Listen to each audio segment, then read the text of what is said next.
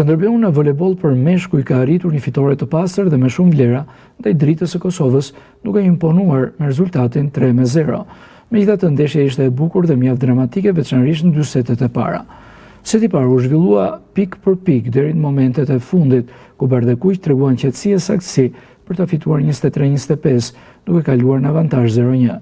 Edhe seti i dytë ishte spektakular. Djemtë 3-1 i Arben Prifti rezistuan fort në një set të gjatë, me disa barazime dhe pik në shtesë, duke triumfuar 30-32 në një set vërtet vendimtar për fatin e ndeshjes.